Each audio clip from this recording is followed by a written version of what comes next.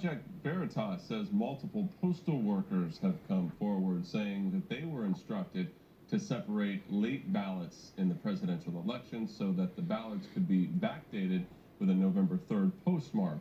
One America's John Hines is in Washington. Project Veritas was, of course, involved in allegations of election fraud, uncovering these prior to the election.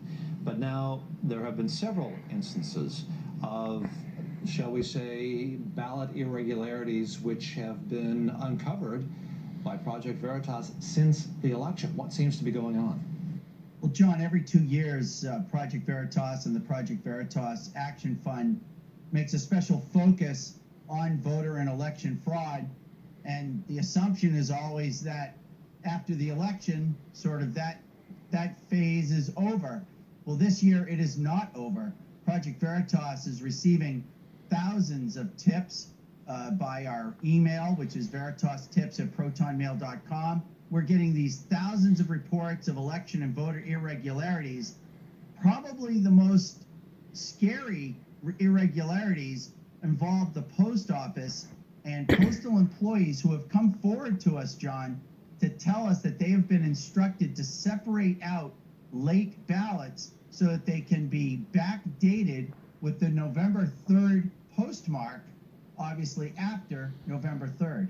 Now, this is not just one isolated incident. There are a number of post office workers you've heard from. Is that correct? We interviewed a mail carrier in Traverse City, Michigan, who told us that at the morning huddle with the other mail carriers, their supervisor told them to collect late ballots and to put them in a special bin at the post office where they would then be collected and then postmarked for November 3rd. He spoke to us on tape. We blurred his face and disguised his voice, but a second Michigan postman told us the same story. He just didn't want to be recorded. Tell us about Richard Hopkins in Erie, Pennsylvania. So Richard Hopkins reached out to us to say that as he was gathering up the mail for his route, he was the last carrier at the facility, and he was behind a bin, and he heard and saw the postmaster grab a supervisor and told the supervisor, "Hey, you messed up. You postmarked one of those ballots that came in for November 4th when you're supposed to postmark all of the ballots that come in for November 3rd. You witnessed your supervisor backdating a ballot to November 3rd?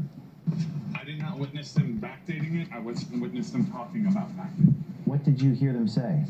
They were talking about how the day before, which was the 4th, they had postdated all but one of the ballots that were picked up as the 3rd, but they had one that they made a mistake and postmarked it the 4th. You heard Robert Weisenbacher say this to Daryl, or Daryl say it? How did you hear it? Robert was saying it to Daryl. Robert was saying it to Daryl. Yes. They made a mistake on the ballot and they should have backdated the November 4th ballot to November 3rd, correct? Yes.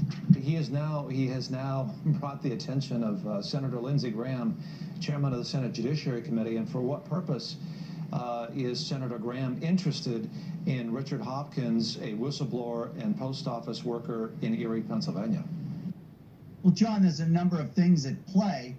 Pennsylvania is a very important state, and if there are any irregularities in voting in Pennsylvania, that's going to have national and international consequences. Now, Lindsey Graham, the chairman of the Senate Judiciary Committee, he has a sworn affidavit from Hopkins. You found not just one, but I would guess 3 or 4 incidences where postal workers were gathering ballots and were either told or saw where ballots were being postmarked on November 3rd rather than later on. Is that the net of your discovery? Right, that's 2 postmen in Michigan confirmed that to us, and then of course Richard Hopkins. Neil W. McCabe, the communications director for Project Veritas, thank you for talking to us on One America News.